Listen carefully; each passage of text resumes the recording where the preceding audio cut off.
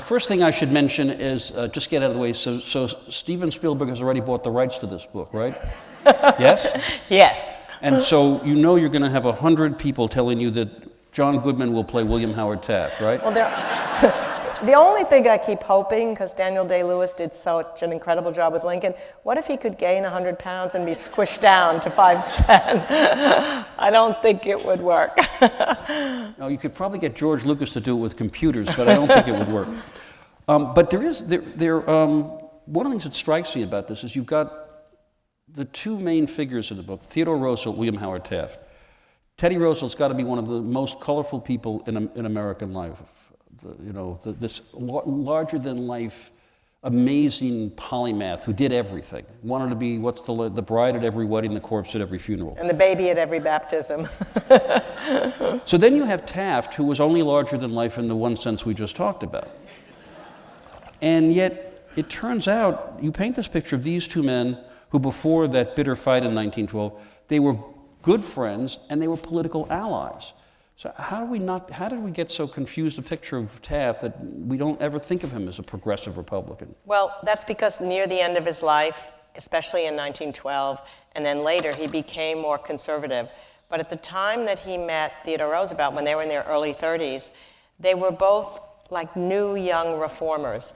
It was an age of political bosses, of corrupt politicians. They were both civil service enthusiasts, which sounds rather moderate right now, but it was a big deal back then. And I think they attracted because they were opposites. I mean, obviously, Theodore Roosevelt was this incredibly manic, physically active guy ever since he had had asthma as a child. And he was becoming an invalid, and his father went to him and said, "I'm afraid, Theodore, you have the mind," because he was reading and observing birds, "but you haven't the body. And unless you have the body, the mind doesn't go as far as it could. You've got to make your body." And then he made his father a promise that he would work out. He worked out obsessively and becomes this guy who wrestles and boxes and takes hikes in Rockery Park. Taft, on the contrary, was born a rather plump, ravenous baby, even at birth. And his mother was so happy that she didn't have enough milk for him. They had to have a wet nurse come in. He couldn't fit into his outfits after 1 year. But the important thing is at that time, they had lost a child right before Taft at 14 months who was frail. So the idea of a fat, healthy baby meant the kid's going to live. But so here's this guy born with perfect health, unlike TR, and yet allows it to dissipate over time into obesity. So that was not the same between the two, but opposites sometimes attract. Well, this is really, even at the start, you get the sense that, okay, here's Taft, who is scholarly, is drawn from the beginning, being a judge in the confines of a chamber, thinking abstractly, this is his joy. And then you have Roosevelt, who gets elected to the New York State Legislature in his early 20s, and within, I don't know, a couple of months is just turning the furniture upside down. So, and yet they follow through these different paths, a common interest in the reform and in kind of the early stages of the progressive movement. And what I'm getting at is, this was not, the late 19th century didn't seem at first to be very fertile soil for a progressive notion. It was, if you think about, what you tell us about who governed and who wrote about it and what the press was like, this was pretty thin gruel. And that's one of the reasons I think that they got close, because there weren't that many people like them who, both their fathers had been involved in social justice. Teddy's father was involved in New York in a lot of philanthropic things here that had to do with working kids and newsboys. Taft's father was a judge, but very involved in social stuff in Cincinnati. And so the kids, Teddy and Taft, became concerned about social justice at a time, like you say, when during the wake of the industrial era, people thought government shouldn't be ever interfering in the economic and social life of our country. It would screw up the great prosperity. And these people began to think that government, in other words, public role, had to precede the private role, and they were at one with that. So Teddy would say when Taft wasn't there, "I miss him. There aren't many people I can talk to that feel like I do," and Taft would feel the same way out in Cincinnati. What's so interesting to me is that, as you say, the first historians of this are what you might call elitist, civil service reform. Right. Get politics out of this, have meritocracy, have exams people have to take. And somehow then it begins to leach over into the harder stuff. People working 12 and 14 hours a day in horrible conditions, making unsafe products for pennies, and if they lose an arm in the factory, that's too bad. Now you're moving into an area that's much grittier, and yet both of them seem to do that. Right. No, that's right. I mean, you had in the 1890s beginning to be an uprising against the slum tenements. I mean, what's happening is the industrial age has produced for the first time this whole new class of millionaires side by side with the immigrants in the tenements. Before that, the richest person might have been some doctor on a hill in a little country town. And now they're in the cities, and the gap becomes really difficult for people, and the perception that the country isn't helping in social justice. And these two young people, when they met in Washington, they used to walk together to work, and there was some contemporary observer who saw them. I can't even imagine the two of them together, because Teddy would have been talking the whole time with gestures and Taft listening intently. I mean, Teddy said about Taft that he envied his personality because everybody loved him at first sight, whereas it took longer to get to know him. And Taft envied Roosevelt's preparedness. Roosevelt always did everything ahead of time. He really had an impact on me. I'm a procrastinator, as 99% of human nature is.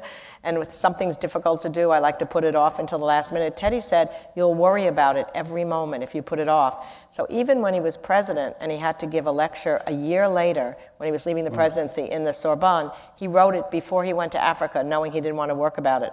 So Taft said he envied this part of Teddy and his fightingness and his loving of speeches. So it really was a case, but it was sort of, I mean, it's weird. I mean, Teddy would write to him, my beloved Taft, you know. There was a real intense friendship that I had known nothing about till I read these 400 letters between them. Because I think, as you say, what we do know, if we know anything, is the bitterness at the end. One of the things about this book, and just about everything that Doris writes, is she paints these portraits, and they stick in your mind. And the one of them that I just couldn't get enough of is Teddy Roosevelt is a young member of the New York Assembly. He comes down to breakfast at the hotel with all the assemblymen are staying. And he's doing three things at once. He's eating breakfast. He's having four things. He's having a conversation. He's writing letters, and he's reading the newspapers. Like this. I guess like Clinton. Exactly. And so by the end of the breakfast, the papers are this high.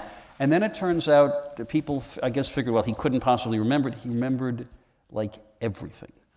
He had an extraordinary mind, and he was, as you suggest, able to do lots of things at once. I mean, every day when he was president, he had what he called the barber's hour, when the barber would come in and shave him, and he allowed the reporters to come in to ask questions. And this barber has a straight-edged razor, and evidently the reporters who witnessed it said he's running around, turning, and the barber had to follow him all around the place. At the end of the day, when he was signing papers and mail, the reporters would be back in again, and he was talking to them. He had more energy. I mean, I'm not sure where it came from. I mean, possibly the physical exercise, possibly just temperamentally, possibly, as somebody suggested, he drank lots of cups of coffee a day. He gave Maxwell House the slogan, good to the very last drop. Now that's, okay. At the Harvard Club, there is a coffee cup. I don't know this. See?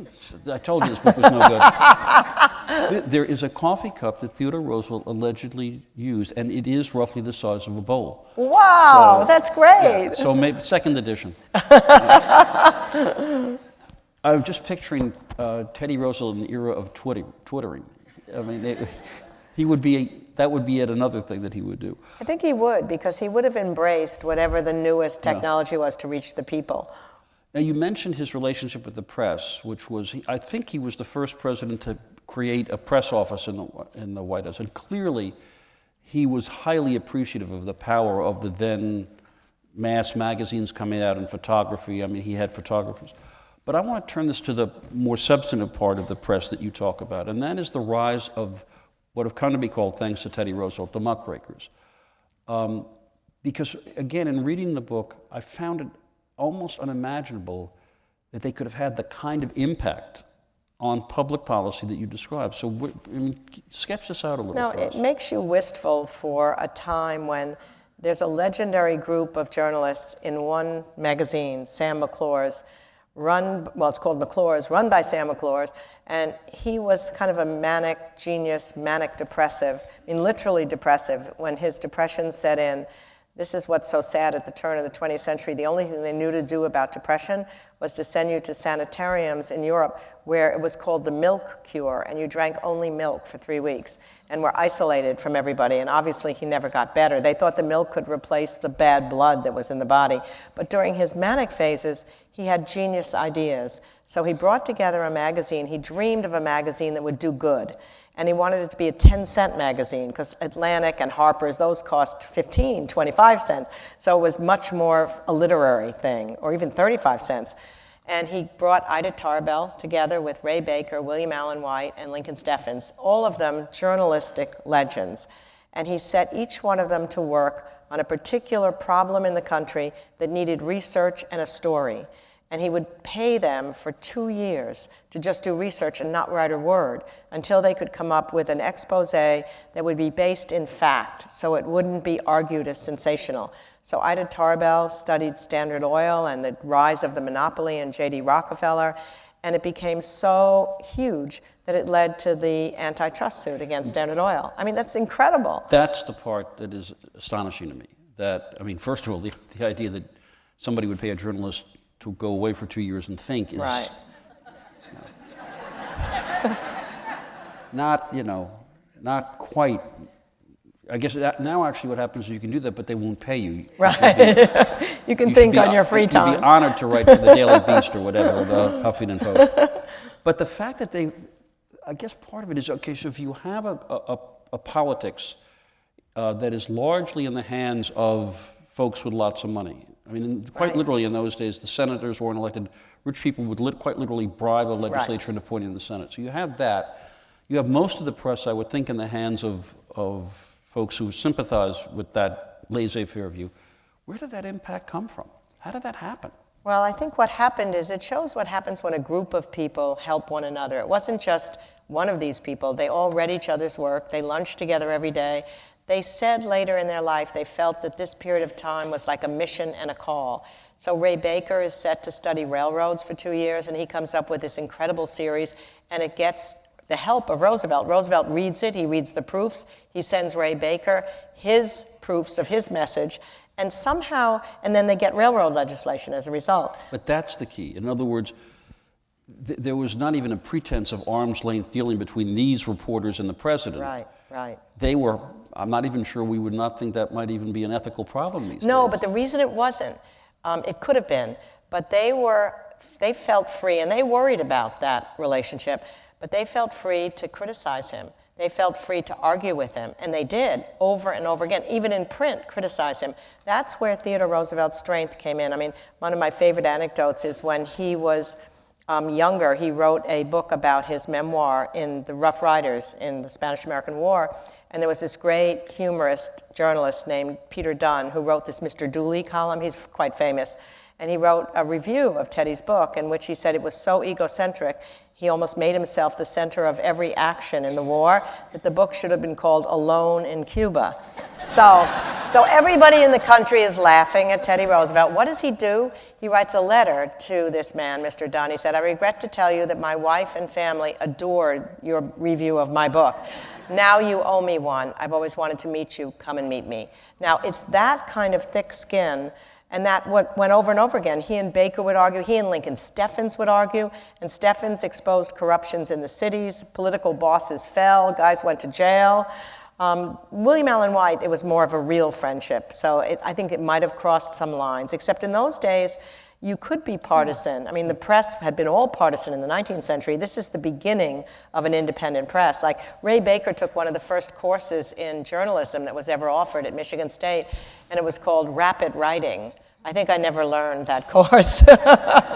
You've been able to do it 100 days in your last book. It's unbelievable to me. Yeah, but when you write that fast, you can get sloppy, because I don't think Jack Kennedy's wife was named Esther. But she's biblical. I got to look that up again.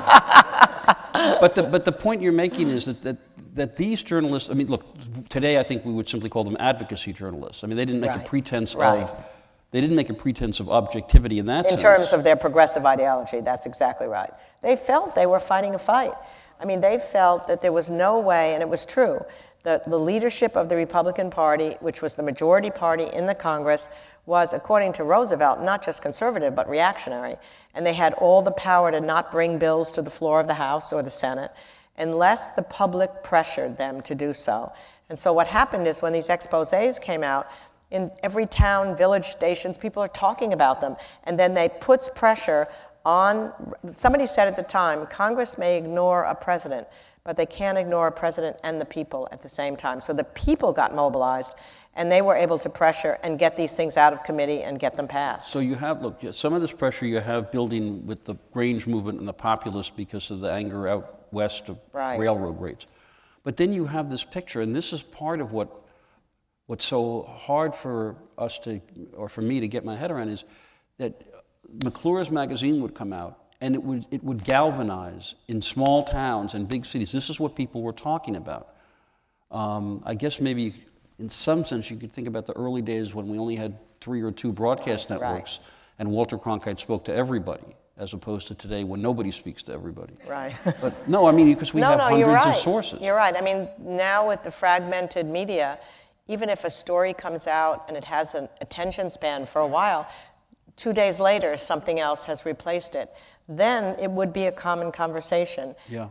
But then Teddy was also able to give voice to it. I mean, he had an extraordinary ability to communicate to his countrymen. He said, he used to go on these train trips around the country, and he'd be gone for weeks at a time and stop at every village station, and he would talk in very simple language. He said, my Harvard buddies think I talk too folksy and kind of too homely, but I reach the people. In these simple slogans, the square deal.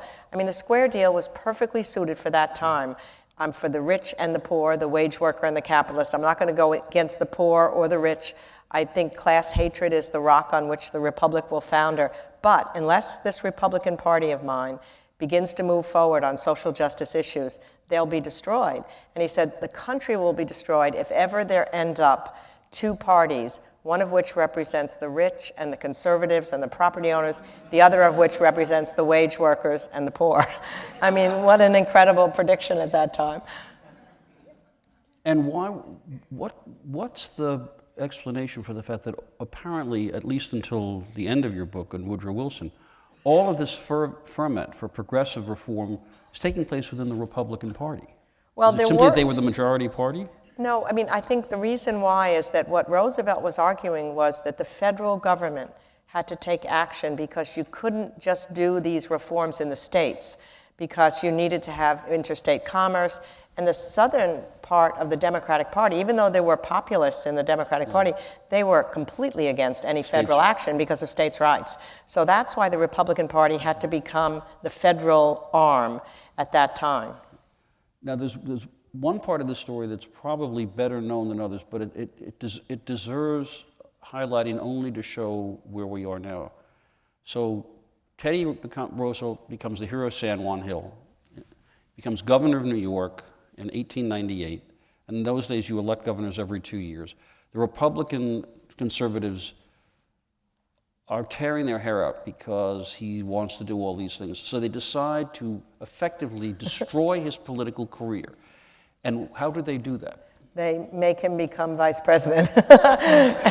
and he was so depressed. I mean, he didn't want to take the job. He said, what am I going to do there? There's nothing to do. He was so bored in the few months that he was vice president that he decided he was going to finish law school, which he had dropped out of to become a state legislator. I mean, it is inconceivable today. Yeah, I mean, that's, you know, I guess it existed because in Of Thee I Sing, the musical is a whole joke about the vice president who can only get into the White House by taking the tour. But it is quite remarkable that the idea that you really know you're in a different political universe when they're saying, I really don't want to be vice president. This is going to be awful. And then, of course, the kaleidoscope turns and McKinley is shot. So Mark Hanna, the political boss, says to his Republican compatriots, don't you realize there's only one man between that madman and the White House, and then that man... And that damn cowboy became president. And they were afraid at first, but he tried at first to say, I'll follow McKinley's policy. But meanwhile, at night, he's jumping around with his journalist friends, don't worry, it's going to be different. So it's 100 years ago. We obviously have a very different mass media, but one of the striking things about Roosevelt is how powerfully he imposed his personality on the country. I mean, in looking at the woodcuts and the cartoons that illustrate your book, his glasses, his mustache, the hat, everybody knows immediately what that is. Right. Oh, and his smile. Right. I mean, that's in an era, pre-television, pre-newsreels, this is pretty amazing to do the that. cartoons played a big role in his popularity. In fact, he at one time said, I don't understand it, all these cartoons of my spectacles and I'm fighting and I have a fist up, and the more the cartoons, the more they care about me. I mean, it started when he was police commissioner in New York, and he realized that he had to find out whether the patrolmen on the street were doing their jobs. So he put on a disguise, and Lincoln Steffens helped him, and Jacob Reese, 2 reporters, and between midnight and 4 a.m., they'd go out on the streets of New York and see whether or not the policemen were working. If they were sitting around with a woman or dining, they'd have to be called to police headquarters the next day. So suddenly these cartoons appear in the paper of policemen cowering over spectacles and these big teeth. And then much later, of course, the most famous story is when he's on a bear hunt, and they bring him a bear because he didn't get to shoot one, and it was embarrassing for him. So they bring him one standing there for him to shoot, and he decides not to shoot it. But in the cartoons, instead of it being a normal-sized bear, it becomes a littler and a littler and a little bear, and Teddy's refusing. And of course, toy store owners decide to then market the teddy bear. So cartoonists really loved him because he was a character, because he had caricatures, because he did have a fighting language, because he had those huge teeth and that extraordinary smile. It's also useful to remember how old he was when he came to be president. Right, the youngest president at that time. 42 years old. 42 years, it's shocking. And in the kind of physical, not just 42, but a incredibly physically active 42, you have a wonderful story in there of some diplomat that follows him around through Rock Creek Park, and he winds up. This is my favorite story. I mean, this is a ambassador from France named Jules Jusserand. Teddy used to take everybody on these wild afternoon walks through Rock Creek Park, and he had a simple rule that if there was an obstacle, you couldn't go around it. You couldn't go around it. You had to go over it. So if there's a rock, you climb it. If there's a precipice, you go down it. So this ambassador doesn't quite know about these things, and he thinks he's going to be walking in the Champs-Élysées. So he has his silk hat on and his outfit, and they go through the woods on this torrid pace, and he's thinking, oh my God, what am I going to do? He's climbing over rocks. He's getting down. Finally, they come to a stream. He thinks, thank God, this is over. As they get to the stream, Teddy says, well, I guess we better strip if we're going to get across the stream. So the ambassador says, well, for the honor of France, I took off my clothes. But then they get to the other side, and he has on his lavender silk gloves. Teddy says, well, what are they doing on you? He says, you never can tell. You might meet ladies on the other side. So every time I picture this guy, because he was in the story later, I picture this ambassador with nothing on and his the kid gloves. But I mean, that was the exercise of this guy. I mean, that's a sign of personality, I think, that it does tend to impress himself. Now, there's a moment in his life, which I think really is the hinge on which, in some ways, the rest of the remainder of your book hinges, because it's 1904. He's just won a landslide re-election. And that night, he says, he served almost all of McKinley's second term. So it's 7 years. And so he announces, I guess that night, right? Yep. There's a tradition in this country started by George Washington that presidents only serve 2 terms, so I'm saying here and now, I will not run again in 1908. This is it. So he's 46 years old, popular beyond belief, and he rules out a 3rd term.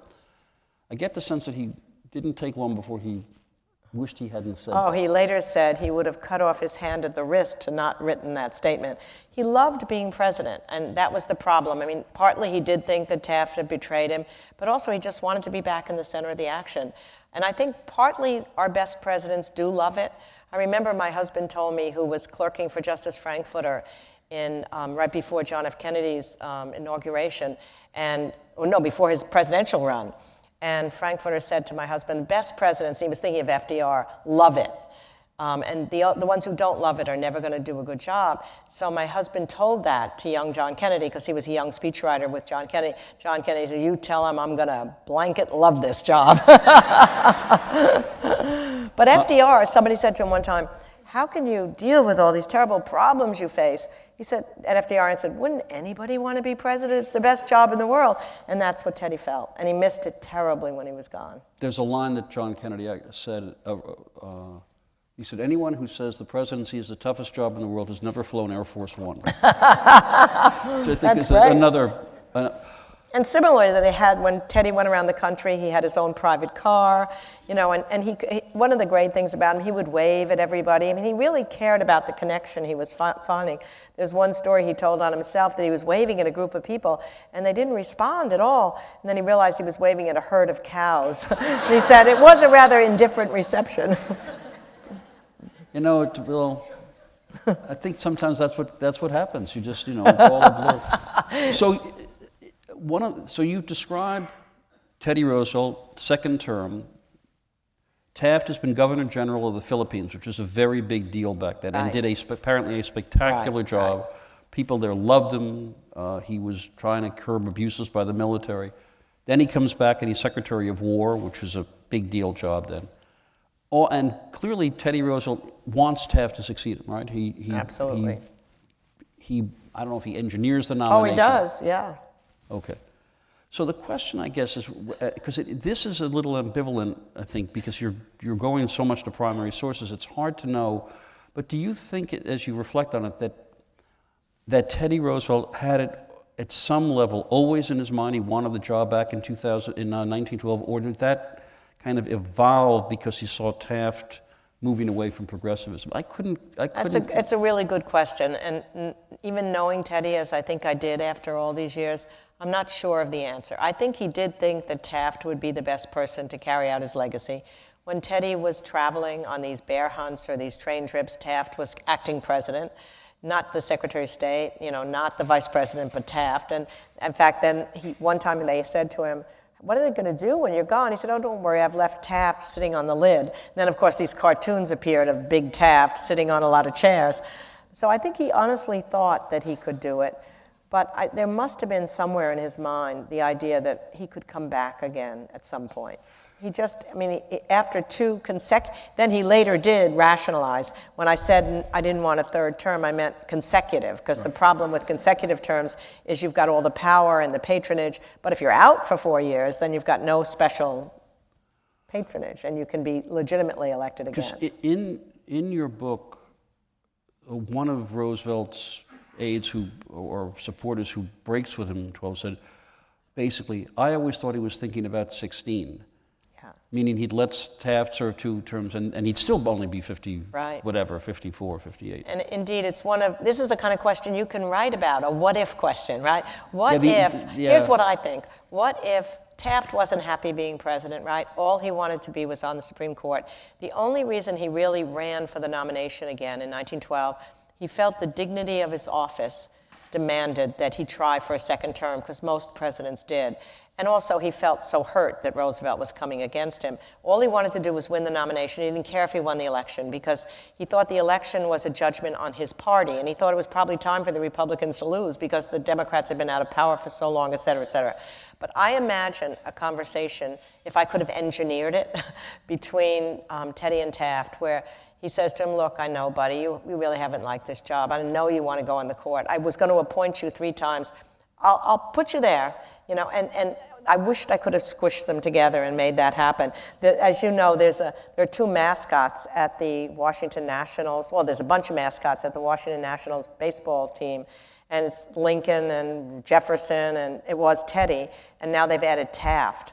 So I went down and I had a picture taken with the Teddy and Taft mascots. They're huge. I look like a midget, and I'm making them shake hands. So in my dreams, just like my kids used to say, they used to hear me when I was writing about Franklin and Eleanor saying, Franklin, just be nicer to Eleanor, or Eleanor, forget the affair that he had so many years ago. Well, so too, I just want to, if I could go back in time to 1912 and just put these 2 men together and tell them, this is what you want. Teddy could have won in 1912. Or he could have waited and won in 1916, because Charles Evans Hughes almost beat Wilson. So it was just that La Follette said, what happened is he came home from Africa, he went on a train trip again around the country, huge applause, people loving him all over again, and he didn't want to wait. And I think that's part of it. You can write that what if. But by the way, you're going to find the interviews very tough to do. I actually do try to talk to real people in my things. And going back to that's beyond me. Okay. I must say that where the drama kind of gets really hot, if that's the right word, when Roosevelt decides, okay, I'm going for this nomination. I found myself really envying the journalists who would have covered the 1912 battle, because we're talking, if you think, the Tea Party stuff is rough. Oh, yeah. You're talking about, quite literally, you're talking about at the Republican National Convention, people with baseball bats and clubs having bloody brawls. Right. Not one, but breaking continually out all over the floor of the convention. Right. Even in the hotel lobbies, if somebody saw a delegate wearing a Taft delegate badge or a Teddy one, they'd start fighting each other. 1,000 policemen had gathered because they thought violence would break out. No, it was indeed, the only thing comparable in some ways is 68, that kind of potential violence. Yeah. But I think the place when I felt the heartbreak between the two men, when Teddy finally did announce in February of 1912, there'd been rumors that he might go against Taft, but Taft kept hoping against hope that he would never do it.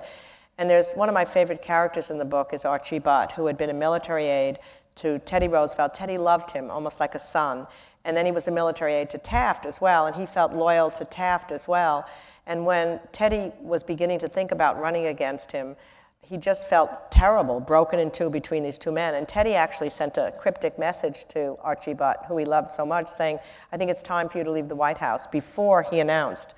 And so he was so depressed by this whole thing, he planned a trip to Europe just for a few weeks so that he could get away and come back and help Taft once the nomination battle really heated up. But at the last minute after Teddy announced, he decided, I can't leave him now. This is when he needs me. So he canceled his reservation. But Taft said to him, you've got to get away. I know you're tired. I know this has been tough.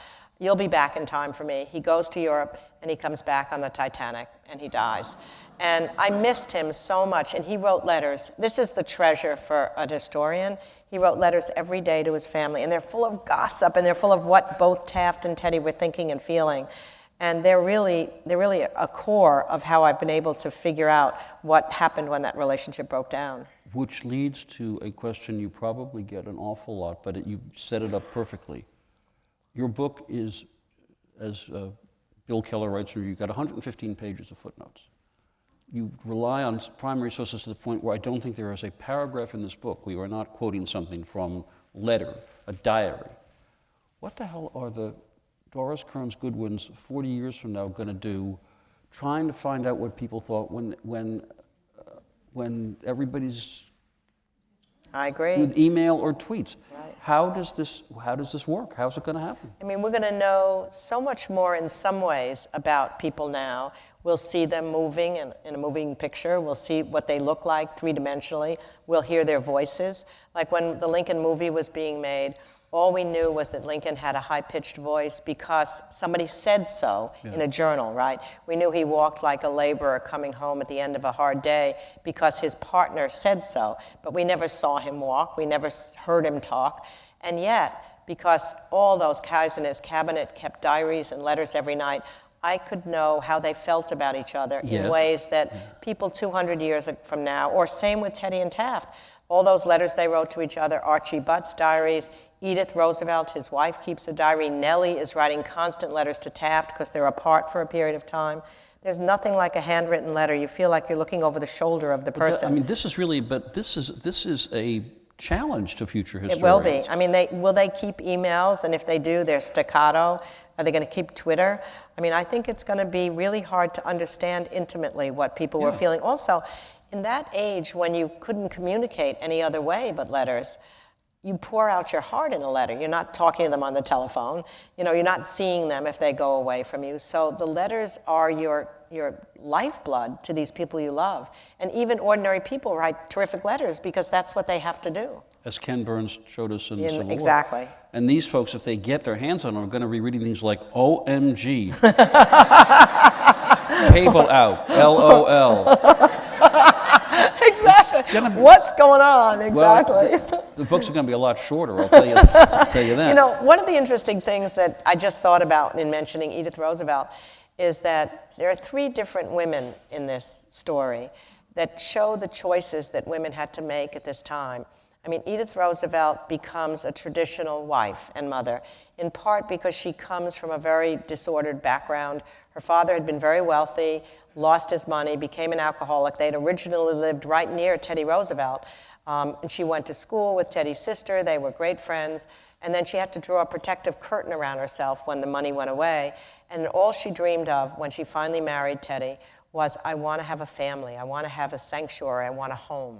And that's what he needed, given his manic energy. So that's her choice. Then you get Nellie Taft, who grows up as an unconventional woman. She's smoking. She likes to go to the beer halls in Cincinnati. She dreams of having some work. And she wants to go to college, but her father sends her brothers to Harvard and Yale. No thought that she's going to go. And so she becomes a teacher in a boys' school. Her mother says to her, you're going to lose your society job, your society life. You'll never get married. And then she luckily meets Will Taft, who adores her, but more importantly, respects her desire for her own ambitions, makes her his partner throughout his life. Indeed, she's the one who spurs him further than he would have gone on his own. She writes his speeches, she helps him, she's his great, great support system, and she finds her happiness that way. Then you have Ida Tarbell living in Pennsylvania, and when her father's independent oil company is undone by J.D. Rockefeller coming in, it's very tough on the family economically. Her mother had been a teacher, but she has to support the family. And Ida prays when she's 14, please God, don't ever let me find a husband. And she never marries and becomes this great journalist. And you think about today, women can choose and have these things. It's still complicated, but what an extraordinary impact the women's movement has made to allow us to be able to combine work and family in ways these women never thought they could.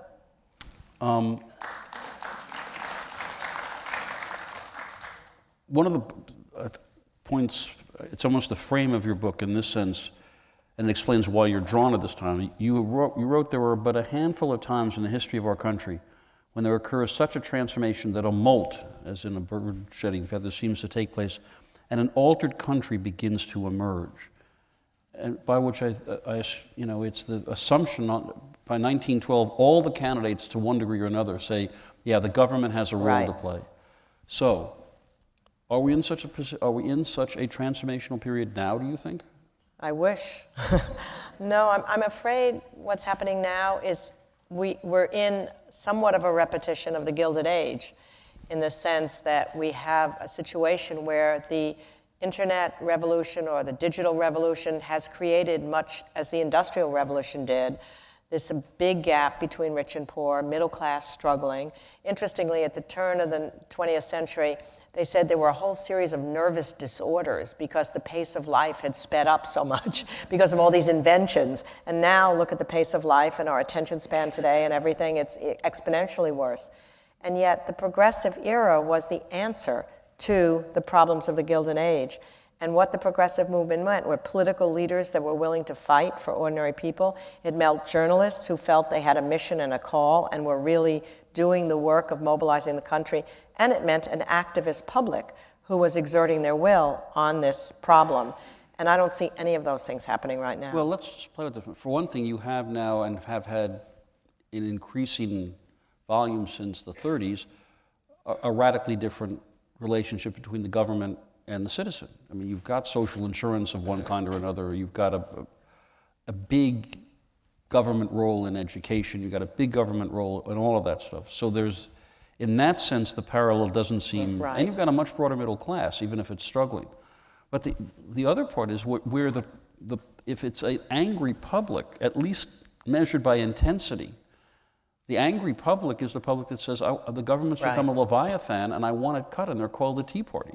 Right. No, I think what's happening is that just from your question, I hadn't thought of it till you just answered that, but the people who support government activities take them for granted now.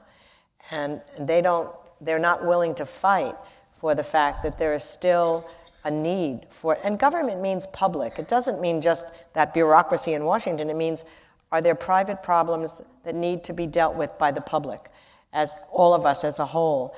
And you're right, the anger, it's almost like they're back to where people were in the 1880s and 90s, saying the government shouldn't be here, and they have the feelings and the intensity, whereas the rest of the country is just sitting back and not able to figure out how to take action. Everybody says, we hate what's going on in Washington, it's dysfunctional, we're not doing anything about it, but what are we doing?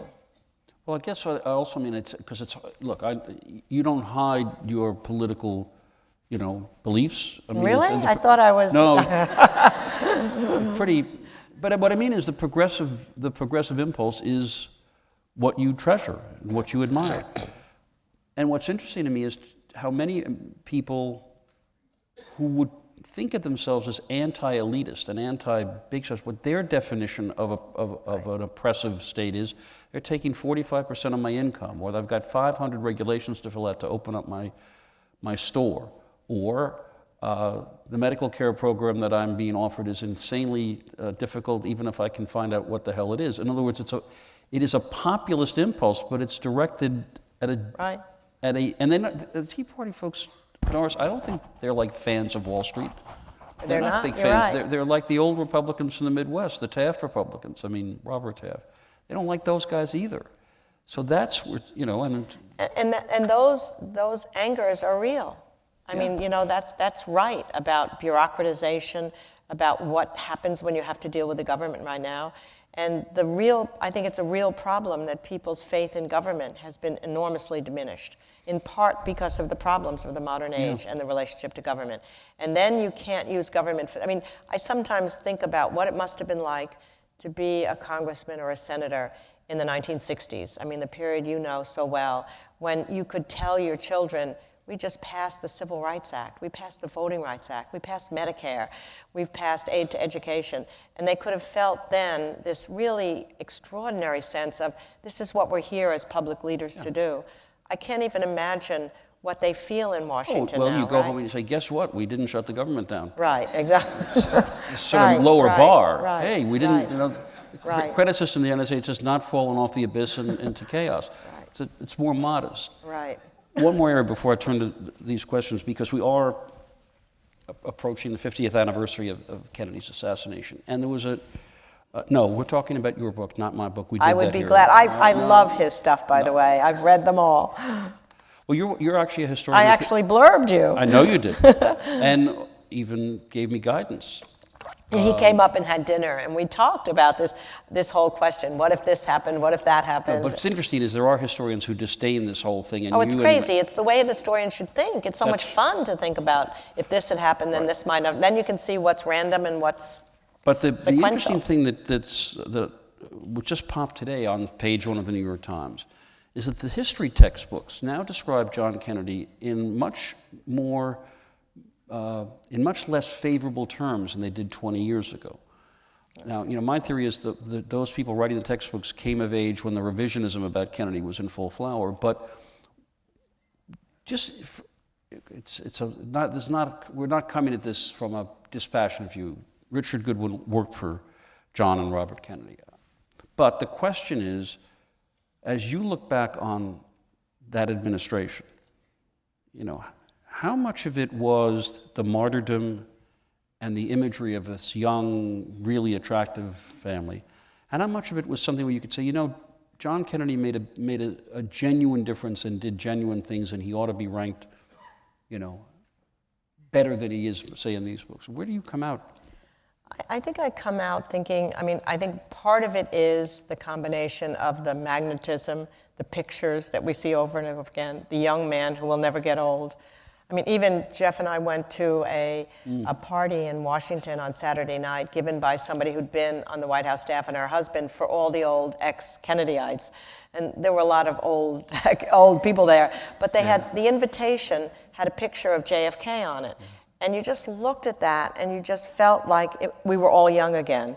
So there will be something permanent for any of us who lived through that era to remember this man who promised that politics was an honorable vocation, who made the people in that, partly, it was the civil rights movement too, made young people feel we want to be involved in the Peace Corps, we want to do things for our country. That's really special when you have that kind of a generational feeling. And he was certainly a part of that. Whether he had time enough as president to be able to make the kind of imprint that any of our two-term presidents has, of course he didn't.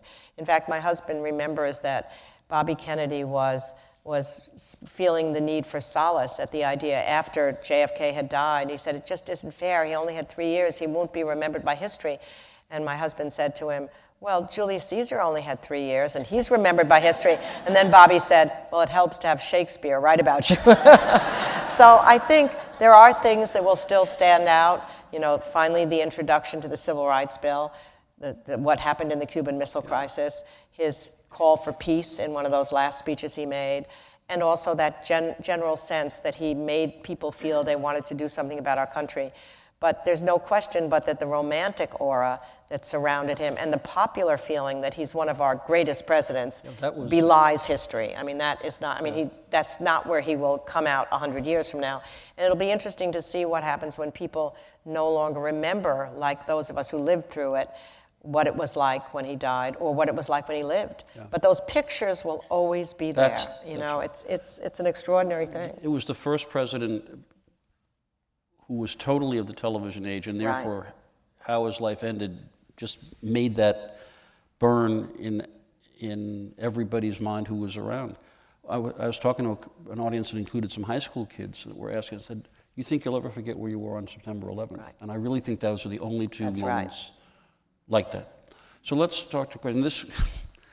This person claims to be half serious and asking, could Teddy Roosevelt have played center field for the Red Sox? I think he would have been better in the infield somehow. I think a DH. Yeah, maybe a DH. By the time he got actually quite heavy in those last years. I could probably see him carrying that big stick. But he didn't love baseball. That's the one reason I can't love him totally. But Taft loved baseball. Taft threw out the first ball. Right. He actually, when he was waiting for the news of whether he'd be nominated in 1912, he's at a Washington Nationals game, and he doesn't even ask for what's going on. This is a little crazy. I mean, this shows he didn't love politics because he was concerned about the score of the Washington Nationals game. My kind of president. Yeah. Do you know who the topic of your next book will be? I wish I did. I mean, it takes me so long to figure it out because I'm going to live with these people for such a long period of time. I mean, I lived with Franklin and Eleanor for more years than it took World War II to be fought. It took 10 years with Lincoln, 7 years with this guy. But what I'm thinking of is when I talk about, in these last years, when I give lectures, it's usually leadership lessons from the White House, and I use my guys, all my dead presidents. As I like to tease somehow, I think there'll be in the afterlife a panel of all the presidents I've ever studied, and every single one will be sitting there telling me every single thing I got wrong about them. But Lyndon Johnson will be screaming out saying, how come that damn book on the Kennedys was twice as long as the book you wrote about me? But I'd like to believe that if I could combine two things, I sort of know now from all these presidents I've lived with, you know, whether it's LBJ, having done great domestically, having trouble with foreign policy, or Taft, having been a wonderful number 2 person, but not being able to be number 1, or Teddy, or Lincoln, or FDR, or Eleanor. What are the qualities that they share that make for good leadership? What are the weaknesses that make leadership troubling? And I've read a lot of those business books on leadership. And I think if I could just figure out how to tell stories, because storytelling is still what I care the most about. If history could only be told as stories from the time kids are little about people who lived before, events in the past that create the contours of the present, so that you can learn from their struggles and triumphs, maybe I can combine telling stories about my guys, just the guys I've lived with, as leaders, and figure out what made them work and what didn't. And then that won't take me 20 years. And then in the meantime, maybe I can figure out maybe just one person to write about instead of this cast of characters, because I always choose these most popular presidents about which everything else has been written. So I have to come up with a different way of looking at it. But I'll find some Millard Fillmore maybe, or Franklin Pierce. My publisher won't like that. Yeah, they're going to love it. Right. Actually, I think I've discovered something interesting about Millard Fillmore that I know. He was the least known president, but he got so well known for being the least known president that now Franklin Pierce is the least known president. I really think I there's- believe that's yeah, I his think there's name. something His to name that. has something to do with it. That should be worth 800 pages in 7 years of your life. I'm going to add, how, if you do, how do you relate the era, the progressive era, to the recent election of Bill de Blasio in New York City? Well, it's really interesting. I mean, just two things. I mean, I read about the fact that his grandfather actually wrote a book about Teddy Roosevelt, undergraduate years at Harvard, by the different name of whatever his name originally was, Wells, something or other. And the fact that he's an avowed, open progressive and is talking about a tale of two cities in New York City and wanting to somehow bridge that gap, it's been a while since we've had that kind of vocal willingness to shoulder the problems of being a progressive in a modern era. So I think it's a very interesting thing. And the way he's analyzed New York, whether those of you who live here believe that that's true or not, that there are these two cities within the same city, as a leader, he's staking his mayorship on that economic platform. And I think it's pretty interesting. It's going to be really interesting to see whether you can be a progressive in a city where all of the tax decisions are made outside of New York City, right, up in the state, and where, if the critics are right, one of the consequences of if you do a redistributive notion in the city, people leave, or won't, or maybe he has a different approach to this. But it is going to be interesting. So look, you're surrounded by love and all this, but so you need one critical question, Doris. I mean, come on. So the question here is, why do you compare Reagan to the great FDR and degrade the memory of FDR? Well, I haven't really compared Reagan to FDR. All that I've said is that one thing that Reagan has to be given credit for, even if one disagrees with the substance of it, is that he created a generation of conservatives that have lasted beyond him, and a movement that has had lasting impact. And FDR certainly created a generation of liberal Democrats that lasted for a generation. And I think, just as an historian, that has to be given note. I would disagree with the substance of Reagan's policy, but I think you just have to recognize that there was a leadership quality and also an ability to communicate with his people that the country liked. And that's just a fact, whether or not you agree with what he did. In fact, if I'm not mistaken, it was Barack Obama who annoyed the Clintons no end by saying that Reagan, unlike Bill Clinton or others, was a transformative president. That's right. And so that's, And he did just the opposite of what FDR did, in the sense that FDR made people believe that government could protect them, and indeed that's what the first inauguration was all about, in a certain sense, that we will take the action together to get us through this crisis. And obviously Reagan turned that on its head by saying that government's the problem, not the solution. Yeah, and from the inaugural. How did Teddy Roosevelt handle the Tea Party extremists when he was president? Well, he had extremists. I mean, he really did. I mean, you could argue that some of those people that were in the positions of power in the Congress were not simply conservatives, because he started out as a conservative, then moved toward progressivism, but he thought were reactionaries. And at one point he made a comment, it was when the whole turmoil in Russia was beginning to start, and he said he wouldn't mind if a few of those reactionaries were in the path of the bullets in Russia. Can you imagine if somebody said that today? I mean, it just would, I don't think that would go up. Teddy on Twitter might have been a problem, because he spoke impulsively. Well, I don't know. I mean, every 3 days I read that somebody in Congress has said something that they then say, if I've offended anybody by comparing, so-and-so to Hitler, I'm really sorry about this. Yeah. So I think we sort of get that. Why does the average American seem to place Teddy Roosevelt in lower standing than Lincoln, FDR, and Washington? Is it because there was no war during his presidency? I think that's exactly right. I mean, I think that the reason why our greatest presidents, to some extent, remain so emboldened in our memory is that they had to deal with a crisis, either a war or depression. And the reason why that's important is that in a crisis you can mobilize the public in a way that our separated system of powers doesn't allow you to do normally. So one of the reasons Teddy's in that next layer down, though, is that he's one of the few without a crisis who understood the hidden dangers in the era in which he lived and moved for preventive action. I mean, he thought by taking the rational action that they were taking, the legislation to protect women and children, or workers' compensation, or getting rid of the trusts and railroad regulation, was to prevent socialism. Socialism was a really vibrant force at this time, and they wanted to take over the railroads, take over the industries. And Teddy's out there saying, if you don't do that, this is what you're going to get if you don't take action.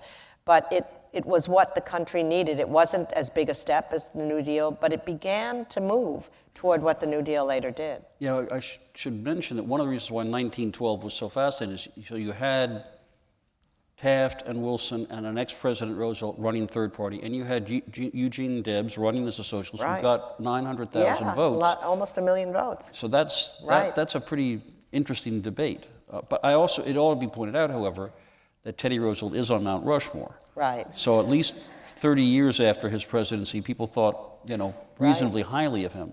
And if I'm not mistaken, because you go down and kind of chat with these presidents when they're all worried about their legacy, that Clinton was always fretting that I don't have a crisis until he made one up all by himself. Now that I think about that. But I don't have a serious, major thing, so I can't be regarded as a truly historic figure. I think presidents understand that historically. In fact, the interesting thing is even Lincoln, when he was a young man, because he even then had these desires to do something important and be worthy. I mean, this was in him as a child in a funny way.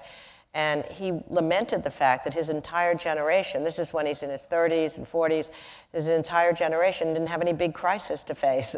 That the founding fathers had created the country, the rivers and the nations and the streams were named after them. They had created this republic, and his generation had no challenges other than making money or being a congressman with no purpose. Well, then, of course, the slavery crisis occurs, the war occurs, and that challenge is confronting him. But most importantly, he's up to it. It's not just having the challenge. I mean, Hoover had the Depression and didn't deal with it in a way that made him rememberable. Pierce and Buchanan had the 50s and the beginnings of the whole Civil War crisis in the slavery, and they didn't know how to deal with it. So it's the combination of the man and the times. I will say, by the way, to the person who chastised you for comparing Reagan to FDR, at least one avowedly liberal historian, Sean Wellens, right, he's a wonderful historian, has in his assessment of Reagan in foreign policy is pretty generous. I think in part because after the adventures or misadventures in Iraq, the fact that Reagan really didn't start a war looks pretty good. No, but he gives him more than decent marks for how he maneuvered in the Cold War era. No, I think what happens is when historians are writing, you're right about the fact that after the misadventures in Iraq, what he didn't do looks better. Similarly with Eisenhower. I mean, I think he got revisited by historians, the fact that he kept the peace during his time, which after the Vietnam War seemed like a much more important thing to do than it did at the time. Yeah. So it takes a couple, at least 3 or 4 decades, I think, to look back at these people and figure out how they're going to come out in their memoirs or in the legacy that we give to them. I'll never forget, there was one time when I was with President Clinton, and it was in January of 1997, and I was some event at the White House. And there had been a historian's poll that had just come out that day, which ranked him average. Now, this is before Monica Lewinsky or anything, but he was really pissed off at the idea of just being average. And unfortunately, I was sitting next to him. And so he's just saying, what do these historians know about the presidential difficulties? And I was thinking, how am I going to get him into a better mood? Well, it happened that very day, they had announced that the owner of the Dodgers, the O'Malley guy, the son of O'Malley, was going to sell the Dodgers, and there was some hope they might bring them back to Brooklyn. It was in the newspapers that morning. So I told him I would make him a corrupt bargain, that if he brought the Dodgers back to Brooklyn, I would put him up much higher on the historian's poll. This is a very specific question, and I'm going to read it in full. From a fellow Marine mom, wants to know about Team of Rivals. And she notes that she's read your book twice, bought a copy for each of her 3 children. So, question is why you didn't write more of Lincoln's stories that he told when he traveled.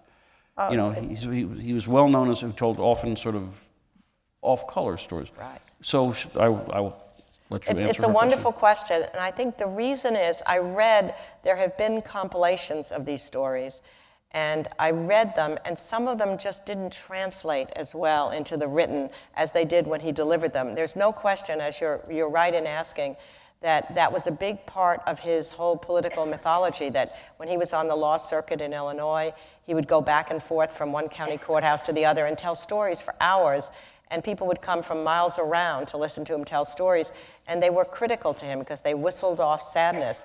And the one story that is my favorite story, when Tony Kushner was writing the script for the Lincoln movie, I told him, because we became friends, that if Lincoln didn't tell this particular story in the movie, I would never talk to him again. And the story, as some of you may know from having read the book or seen the movie, has to do with Lincoln having always told the idea that Ethan Allen, the Revolutionary War hero, went to Britain after the war. The English were upset still about losing the revolution. They decided to irritate him by putting a huge picture of General George Washington in the only outhouse where he'd have to encounter it sooner or later. And they figured he'd be really irritated at the thought that George Washington was in an undignified outhouse. But he came out not upset at all. And they said, well, didn't you see George Washington there? Oh, yes, he said. I think it was the perfectly appropriate place for him. What do you mean? They said. Well, he said, there's nothing to make an Englishman shit faster than the sight of General George Washington. I figured So that worked. And that story you could translate. And then the other thing, when somebody says to him, Lincoln, you're two-faced. And he said, if I had two faces, do you think I'd be wearing this face? In fact, I had to tape Jon Stewart tonight, and I was almost going to tell him, but then there wasn't enough time at the end, that the first time I was on, right after Lincoln, I mentioned that I thought there was a picture of Lincoln where he's rugged before the beard, that I thought Lincoln was sexy. And he never let me forget that. It's not the ordinary adjective you think of for Abraham Lincoln. But then I was able to say now, once Daniel Day-Lewis became Lincoln, you see, I was right. He was sexy all along. But anyway, the answer to your question, which is a very good one, I would have used even more of these stories if they could have easily been translated. But somehow, in the written form, not all of them worked the same way as they obviously worked when he did them. Yeah. What advice do you have for politically active women to break through as historians? Well, I think, the most important thing, if you love history, is to find a subject, not as big and fat maybe as the ones that I've chosen later in life, but something that interests you, and where I would suspect either you can do interviews, like Jeff is able to do, or you can have primary sources to make the story your own. And just keep writing. I mean, I think there's something about writing, it's like using muscles, that the harder it is, the more you do it, the easier it becomes. And if you can find something that your passion is attached to. I remember Barbara Tuchman saying that and she was just a model for me when I was growing up, reading The Guns of August when I was in college, that incredible book. Here's a female historian writing about military matters, and who said that, and she gave me the best piece of advice just in an essay, not me personally, in which she said that even if you're writing about a war, you have to imagine yourself, you do not know how the war ended, so you can carry your reader with you every step along the way, from beginning to middle to end, knowing only what the people at the time knew, instead of projecting yourself from the present back on the past. So I think finding a story that has a beginning, a middle, and end, it could be a little story to begin with, and just reading history, reading good history, and finding the subject that you like. So it seems to me appropriate that we spend the last couple of minutes asking a question that probably no historian enjoys because it may be too soon, but you're watching Barack Obama. I assume I know you've been down at the White House chatting with him.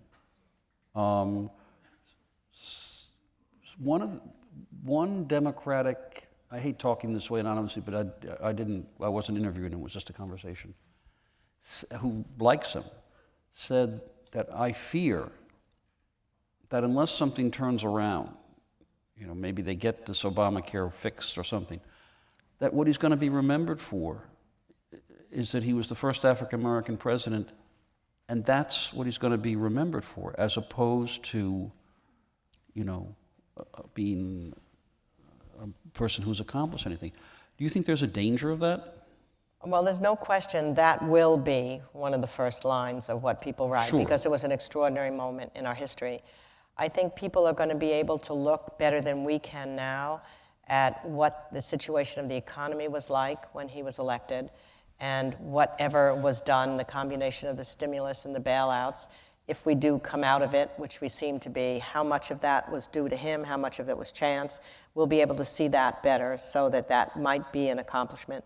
But there's no question that the signature issue that he himself would have hoped he'd be remembered for would be the first president in 100 years to get health care in this sense.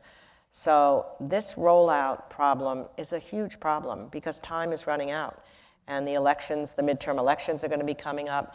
I mean, this is one of the things that makes me sad about our current politics, because it's true that when the government shutdown occurred, then Democrats were feeling the Republicans had so overreached that now maybe they had a shot of leading up to those midterm elections and making mainstream Republicans go after the Tea Party and getting more moderate voices there and maybe getting some more stuff done between now and the end of President Obama's term. Then now Republicans can rightly talk about the healthcare debacle because of the rollout problem. And as I was saying the other day, we were talking about this on Meet the Press, what a situation we've gotten into when each side is cheering because the other one has failed. Yeah. And meanwhile, people are being hurt by both the government shutdown and the failed rollout. So I think the hourglass is ticking down, and that healthcare thing has better get fixed soon, because it's only preying on what you said earlier, which is we've lost our faith in government. And if they're going to have the kind of legislation he was hoping on other issues, you have to believe that government can do something. And if it can't do this thing, this very big thing, I have no idea how long it's going to take. I have no idea how they couldn't have figured that out beforehand, what was difficult about it. It's a real problem.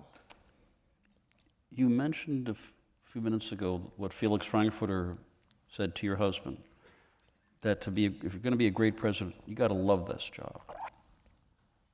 Perhaps this requires a dose of sodium pentothal. I don't know. Do you think Barack Obama loves this job? I'm not sure that it's as easy to love today as it once was. I mean, I think Do you think Bill Clinton loved the job? Yes, I think Bill Clinton loved the job.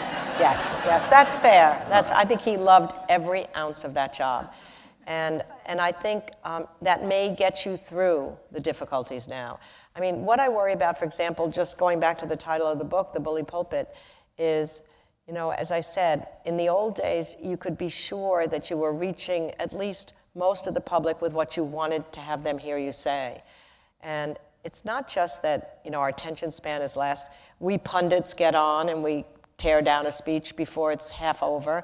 We've almost gone back to what the 19th century was like. The 19th century, people only read their partisan newspapers. So if you were a Republican, you would read that Lincoln had made a speech, and he was so triumphant they carried him off in their arms. If you read the Democratic paper, he fell on the floor in the middle of the speech, and they booed and hissed him, right? Fox, MSNBC. Right, exactly. Yeah. So then, this is what's the cycle that's happened. So then finally you get the turn of the 20th century, national newspapers come into being, the age of the reporter rather than the editorialist.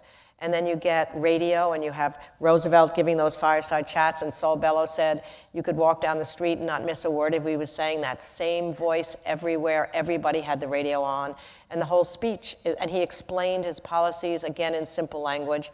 Then you get those early days, as we said earlier, of television, where you're just watching. After JFK gave his Cuban Missile Crisis speech, they went right back to ordinary programming. And they weren't telling you what he said before he even said it. And now people watch their own cable network as they used to read their own partisan. Mm-hmm. We don't even agree on facts anymore. And that makes it very hard for a leader, I think, to really get his policies across. So I think the governing environment is even harder than it was in Clinton's time. I said at the outset that I don't think I've ever been happier bringing anyone out here than Doris Kearns Goodwin. I assume you now know the source of that happiness. Thank you. Really